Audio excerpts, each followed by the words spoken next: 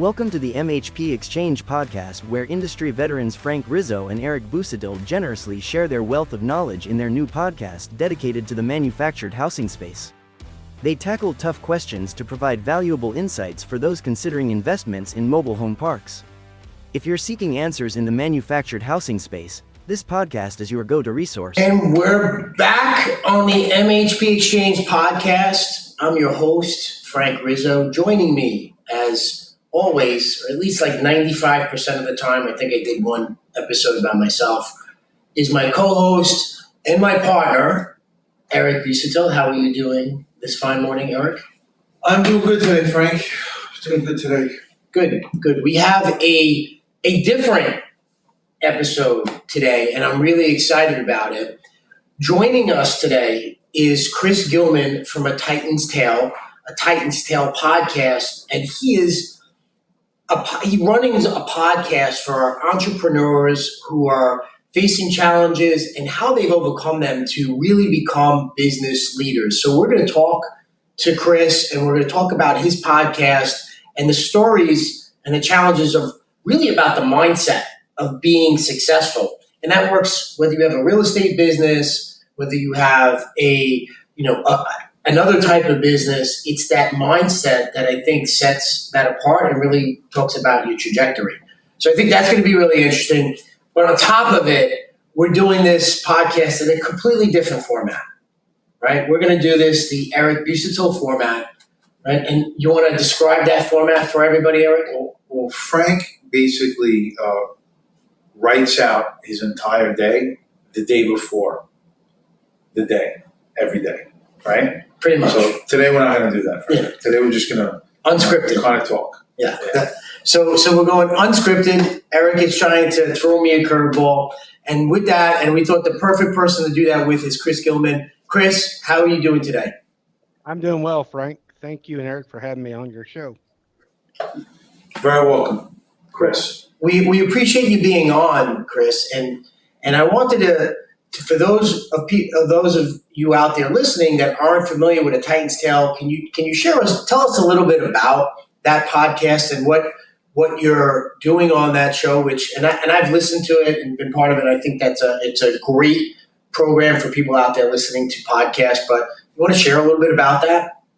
Well, mainly it's about stories of entrepreneurs that have ups and downs, and we learn from those mistakes and how to succeed at the end and keep going. It's like mindset, like you said earlier, that we always sometimes just want to quit, and we just always got to keep going. And that's kind of like a chicken soup for the souls, but for the entrepreneur. That's what the Titan's Tale is all about. And Chris, are you an entrepreneur yourself? I mean, how'd you get into this?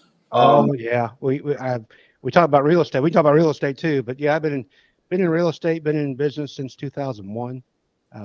Started businesses, had several successful, several that weren't successful.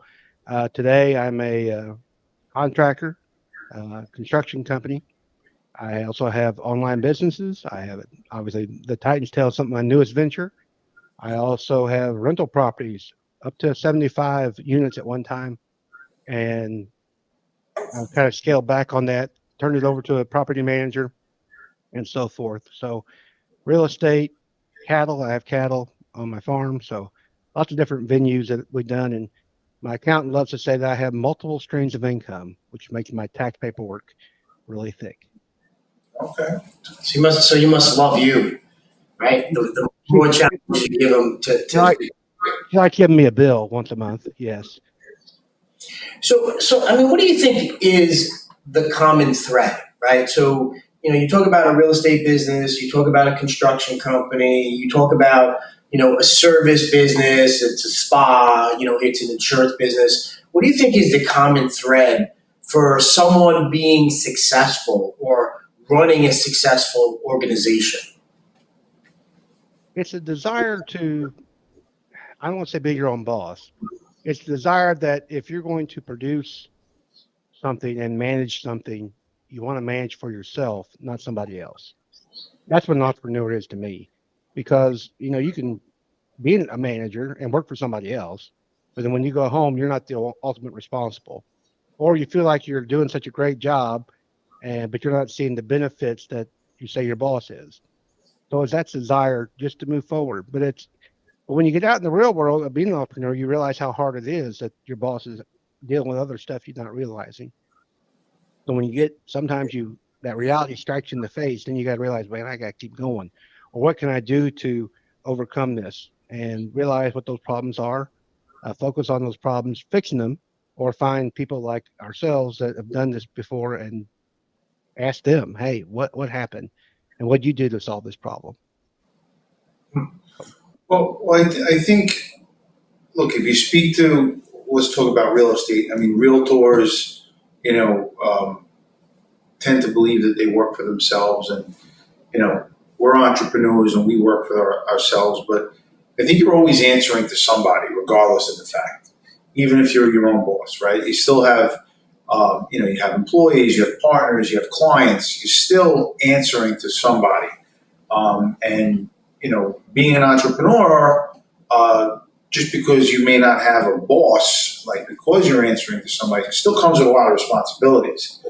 Huge. Yeah, it's not like because you're your own boss, you don't have responsibilities. I feel like you actually have more responsibilities. And I'm 44 years old. I've been an entrepreneur for most of my life, and sometimes I look at some people who shut it down and go home, and I'm like, wow, there's no shutting it down and going home. No. But let me. The one thing though is that you're always the one making the decision. It's finally your decision. Even on real estate, you have a decision if you want to rent to that person or not. If Yeah. the property manager doesn't necessarily have that ability at the end of the day.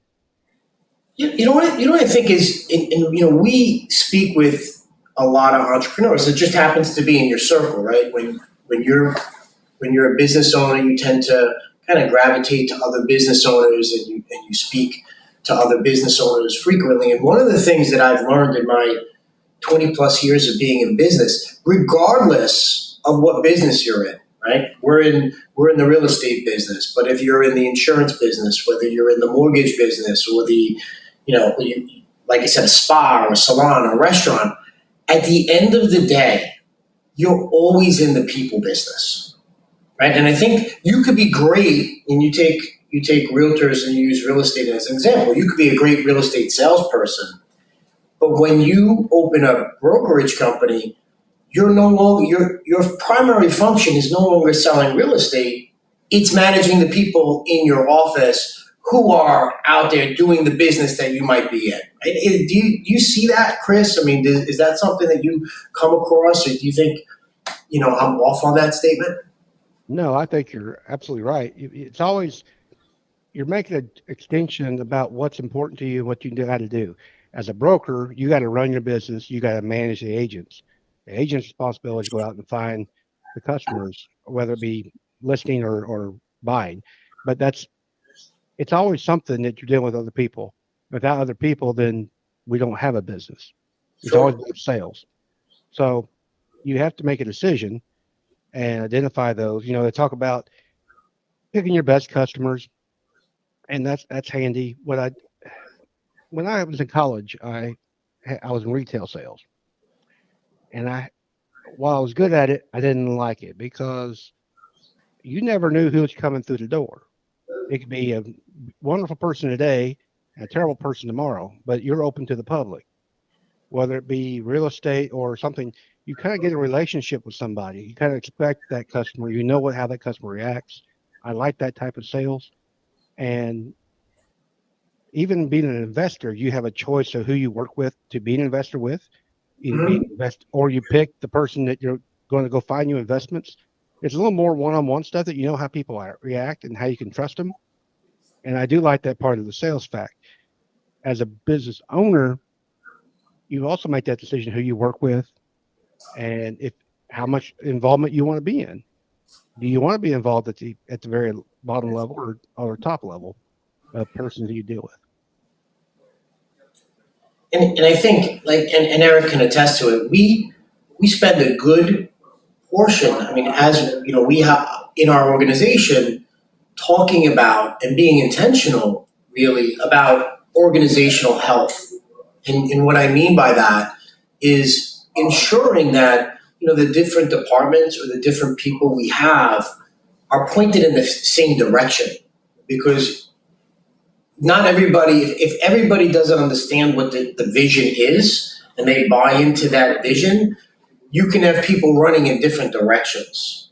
And so, and I think, Eric, you could talk on this, on some of this, what we do or how we do it to make sure that the different team members, whether it's, we have people who are on the ground, we have people who are in the back office, and you have to make sure that different departments are kind of working in sync towards the same goal, which doesn't happen as you're expanding your business. It doesn't happen by accident. It has to be very intentional. It has to be something that you're constantly reviewing and constantly ensuring that your people are doing the necessary or sharing the necessary vision, right?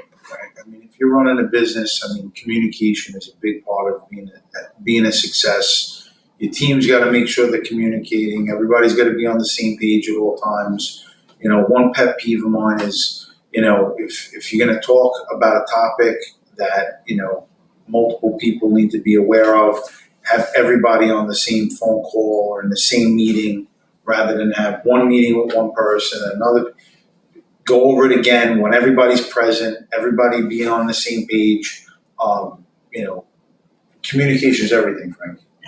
I mean, from your experience, Chris, and speaking with entrepreneurs, anything that you feel that you've learned or you think that is super valuable for people as they're growing their business, like something they need to look at, work on, or ensure that happens to make sure that you get past those roadblocks of growth? Well, Eric said it perfectly. If you're going to have a communication and everybody needs to be at the same spot, I had a client that we do once a month meetings, bigger. What Eric's talking about is probably more individual, but sometimes we just had a group meeting, like a State of the Union address, and everybody knows where we're going. The individual meetings, you can. What we had departments, and one of my clients where each department was responsible for the next department's. It was a manufacturing company, so it was like internal customers. You had the big customer outside, but internally you had a customer. And not only do you have the external customer, but your next department is your customer. Are you providing whatever it is to them that they need in the right way? And if it wasn't, then we need to communicate and make that happen. Also, what I've learned over the years is that people just want to know, have an understanding. And Eric talking about sometimes if that person doesn't hear the same thing that other people hear, they think of things or make it the worst. You guys have renters. You ever had a renter call you and say, "I've got a water leak"? Mm-hmm. Well, more than once. More than once. That's right. So my first initial thought is, "Oh my gosh, I got a flood." And then I realized that no, when I finally get down to it and I get there and show up, it's just a drip. And like, okay, that's much better. But the thought is we go to the worst case scenario. So in a company, in a business, if we communicate with people and they're just curious, a lot of curiosity kills the cat, but as long as you can let them know what the goal is, what the end goal is, sometimes just why you're doing things. They just want to know why something's happening. If you can explain that, you'll be a more coherent company, and each team will become better at understanding why the other guys are doing what they're doing. And maybe sometimes you can get input from other departments on what they could do better and vice versa. So just communication is really key, like you said, Eric, and there's no reason to repeat yourself if you don't have to. You said a couple of things in there, Chris, and it reminded me, a few years back, I was recommended to read a book, which I thought was super helpful for us, right? And it's called Crucial Conversations, where when you have people who are working with you, sometimes the personal relationship might get in the way of the expectations of the role that they're in. And you might carry somebody along for whatever reason, whether it's a personal feeling, And that does more detriment than anything else, not just to the person because maybe they're not achieving their potential, but really it's a drag for the rest of the organization, right? So if I have somebody who's not in the right role or is not meeting expectations because I haven't been clear and said, this is what we expect, for you to deliver, I'm now, by not clearly communicating, I'm putting that on somebody else in the company to carry that weight who's not expecting to do that. So having that clear communication with your staff, with your people, the people in your organization, and then setting expectations that this is what we expect, because that maybe, where you're having that conversation about expectations, somebody might realize that, hey, maybe I'm not the right person for the role, right? And now they can understand, rather than just getting frustrated and maybe having a blowout over something that might be minimal, the expectations are set. This is what we need you to do. This is the timeline we need you to do it. And there becomes, you create some level or a cadence of accountability throughout the organization, which I think you absolutely need to have to continue a path of growth, intentional growth, not like accidental growth. Absolutely. Now it depends on the size of the organization. There was a client I had that what we were realizing was that there was a customer service group actually, that was communicating the desires of the customer to the rest of the company. And what we were finding that each person, a customer had some very similar needs. They're just a little bit different. And each customer service person was telling the rest of the company this is what needed to happen. But they were telling it a different way. They understood it, but it was confusing the rest of them. So what we did was we took it and sent it to one person in that department, and they always communicated the same way. And we standardized how they communicate so that when the rest of the company saw that communication, they knew exactly what it meant and what happened. And there was always exceptions. And if there was an exception, then we either had a meeting or that was a separate note. But there was standardization between the company, between the departments, so that communication was better, because everybody hears something different, a different way. And it's like, well, that customer wanted it this way and this customer wanted it that way. And it just became a jumbled mess, which costs quite a bit of money in the long run. Yeah. That's, one of the things that we started doing, right? Because, you always come up with ideas, right? And it's when you want to launch something to that point is, what does success look like, right? And so going back to that communication, if you want to do, you're running forward on a plan or initiative, or, for us, acquiring a community, and we're going to reposition it, what does it look like at the end, right? And then you can clearly define what it looks like. This is what the goal is. You're relying on your team to create that pathway, right? So at the end of the day, it's, are you married to the route that we're getting there, or are you married to the, destination that you want to go, right? And so ideally, if you've got the right people in the right seats, they're going to help you get to your destination faster and more efficient. Absolutely, Frank. You got to clarify the goals and priorities so you can focus your energy and your time to those goals. And each goal might be different based on who you're talking to or what your customer is. But anyway, in departments as well, if you had different departments, those goals might be different. But you got to clarify them, like you said, and focus on growth of moving forward towards those goals. And whether it be a mobile home park or something like that, if you know the end where you want to be, then you know how to get there and set those priorities up.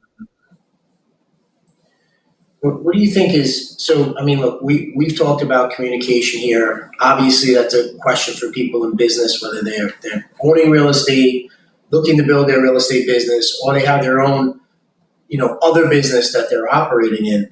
Eric, what do you think are maybe some of the other challenges that a business might face other than communication? Because I agree with you, communication is so key, and a lot of problems get resolved with communication. I don't care if it's personal, business, clearly communicating is one, but what do you think is like another major business issue that people need to look at and address and focus if they really want to sustain growth? Frank, there's so many different types of businesses out there. I mean, that's a tough question. I mean, every business has, different challenges. I mean, if you're a restaurant, you may have, the best, the worst food, but you're in the best location, right? Or you may have the best food, but you're not in a good location, right? So there's so many different challenges with a business. Timing, right? It just may be the wrong time, right, to open a business, right? There's so many different challenges. It all depends, what kind of business you're in. They all have different challenges. Chris, what do you think about that? Like, what do you think are the challenges that business owners might? Finding the right people. That's a huge challenge right now. Huge challenge. I mean, just contract labor, for example. I mean, and I hate constantly bringing up COVID, but I felt like once COVID left, and try finding a plumber or an electrician. There's just such a shortage of contract labor.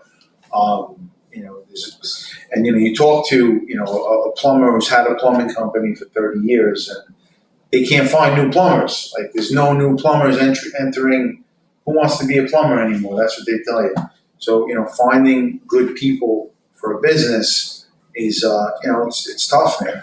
It's tough finding good people. Chris, what do you see some other challenges that businesses are facing? Because I know you speak to businesses across a wide swath of the country. Like, what other challenges are you seeing? Are you hearing out that business owners need to take a look at? Cash flow. Cash flow is a big one. Things are starting to dry up. I was talking to a couple guys the other day, and we were talking about if your customer base is changing, that people who have money are spending it, people who don't are cutting back. And I mean cutting back as far as they're even tapped out of their credit cards. Mm-hmm. I was listening to something this morning, they were talking about, Walmart made a profit, a little bit of profit. I guess they were expecting them to break even, and Walmart, sells a bunch of stuff. Well, what they think is that the people who have money but are getting tight on funds are going to Walmart to save money and not going to the higher end places. So they talk about possible stock market crashes and so forth. I think we need to prepare for ourselves to continue to have work and continue to have cash flow going so you can afford that work. So you're not going bankrupt, for example, or just in general having money to live on and pay your customers or pay your employees, There's different ways of doing that. Automation is one way. Now, that's not going to take care of your plumbers. It's not going to take care of electricians. But sometimes I get to thinking about that, and there are some industries that just are, I wouldn't say recession proof. They'll be recession numb to it. You're always going to have a plumber. So, but can you grow in a market like that? Or like Eric said, you can't grow if you can't have people, because there's just things you can't do as a plumber without a person. Yeah, I think right now that's a good point, because you are seeing businesses that with inflation, with slowing growth, they are experiencing some issues of cash flow, right? To stay relevant, you have to consistently reinvest, but then it's where can I pull the levers back in terms of create some additional savings? If I can't continually raise pricing, where can I create some additional efficiencies inside of the operations to create some better cash flow? And from a community owner or real estate perspective, we're constantly looking at our budgeted expenses and where we can pull some levers, right? And where we can create some savings or create some operational efficiencies. And it's something that you, like, as a business owner, you have to monitor on a regular basis. Like, you cannot wait. Like, the profit is the end result, right? That's the lagging indicator, right? You have to make sure you have certain metrics, certain key performance indicators up front that are going to let you know whether you're going to make or exceed your numbers or be below. If you wait to the end of the month to see if I made a profit, to see if you're doing well, I think you've missed the mark, right? I mean, would you agree, disagree, Chris? I agree with that. Also, there's other things that you can do, like time. Eric mentioned, a plumber can't find somebody to work. And I understand that. And if he's the person that's in charge of, if you're the business owner and the only person left is you to do work or other efficiencies, is there things that you can purchase now that don't cost a lot of money to free up a person's time so they can do more? That's whether it be software, whether it be tools, can you make your current people you have more efficient so you can free up the time that you can still grow and generate that cash flow that you wouldn't necessarily, because people's not going to be available. So, and this is probably a challenge that Eric and I face, and I'm going to reference this point because obviously Eric and I built our business up from the ground up. I mean, literally, at one point we were doing everything. I mean, we wore all 10 hats. We went back and forth, and the beauty of Eric and I is that we had things that we had different skill sets. We respected how each other were doing, and we knew if Eric was wearing 5 hats and I was wearing 5 hats, I knew his 5 hats were getting done, and I believe he knew my 5 hats were getting done. So that worked out great. But as you grow, you can't always do that, right? And you have to be able to delegate some of it out.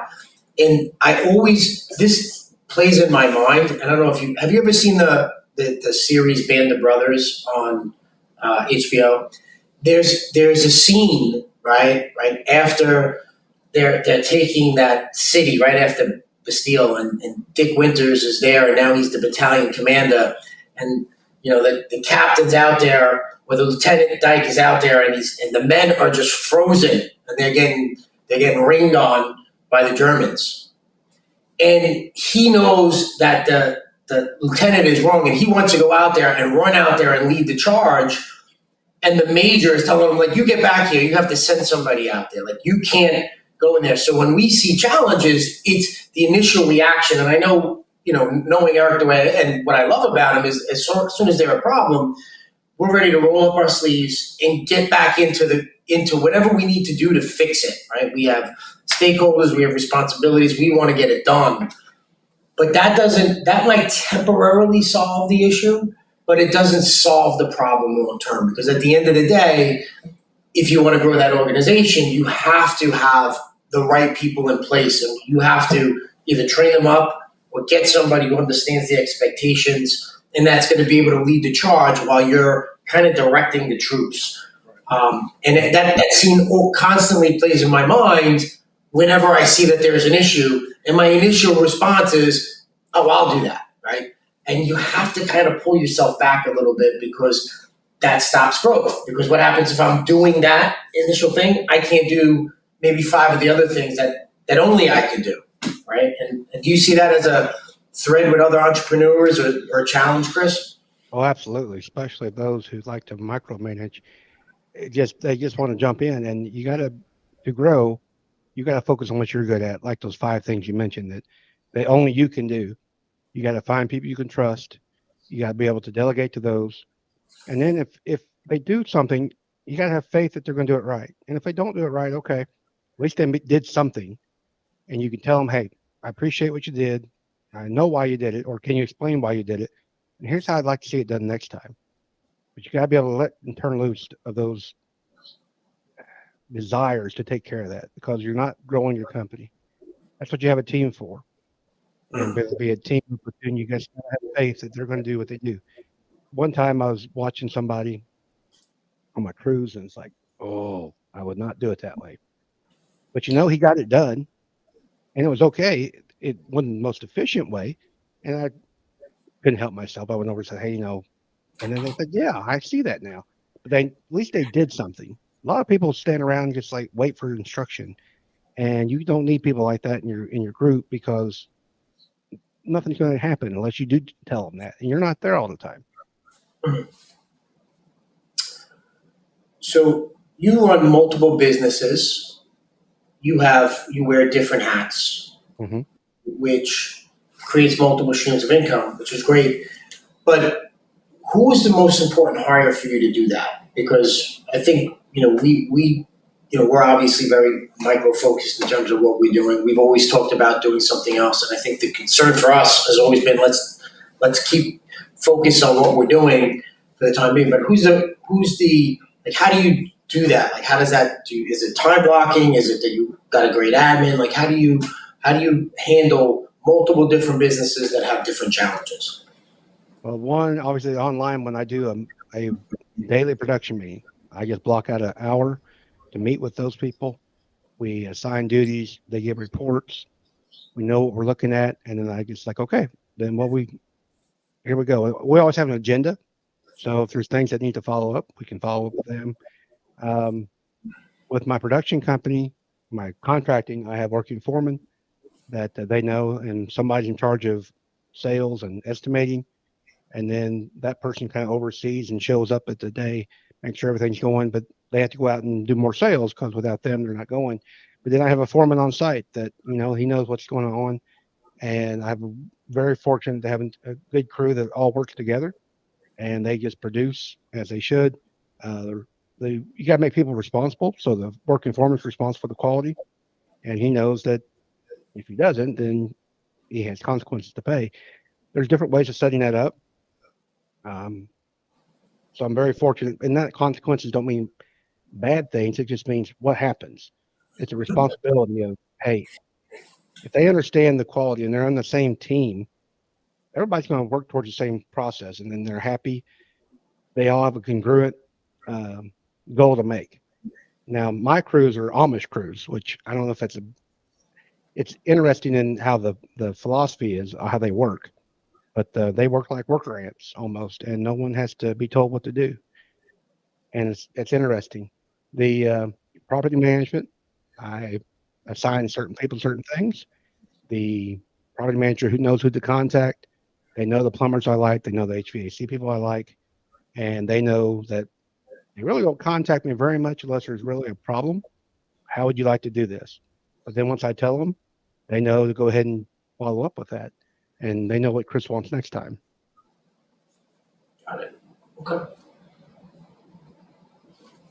All interesting stuff.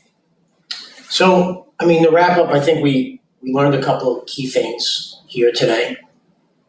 We learned communication, absolutely key. Having clear lines of communication through different people in your organization to make sure everybody's pointing in the same direction. What else did we learn, Lee? Listen, if you're an entrepreneur and you're running a business, you gotta be able to roll up your sleeves, do what's necessary, lead the way, fill in. You gotta just be willing to do what you have to do to keep the business moving forward. And remember, it's the people that you have there in place from that. Now, Chris, if anybody out there wants to speak to you, whether it's for consulting, wants to reach out to you with your podcast or has any questions, how would they reach out to you? They can go to titanstail.com, and obviously there's a podcast there, but also there's a button for a free consultation if they want to discuss some things about how to expand their business, how to work-life balance, how to be able to get what you need both personally and business-wise, but make sure that all those goals are focused on moving forward. And they can go right there, titanstail.com. Beautiful. So if you have questions, you could check out Chris at titanstail.com. Eric, how did you like the Eric Busuttil format today? It was great, Frank. I really enjoyed it. Was it that or just trying to throw me the curveball? It was good, Frank. I liked it. Okay. So until next time, I'm your host, Frank Rizzo. There's Eric, my co-host, Eric Busuttil. And if you want to find out more, if you're listening to this podcast, if you want to find out more about mobile home park investing, if you think mobile home park investing may be the right thing for you to do, you can also reach us at the MHPExchange.com with your questions. We can sit there and guide you, whether it's an opportunity that you have or you want to hear about what we're doing. You could reach out to us at the MHPExchange.com, which is your source for opportunity, news, education, and entertainment in the mobile home park space. So until next time, this has been the MHP Exchange podcast. Talk to you soon and happy investing.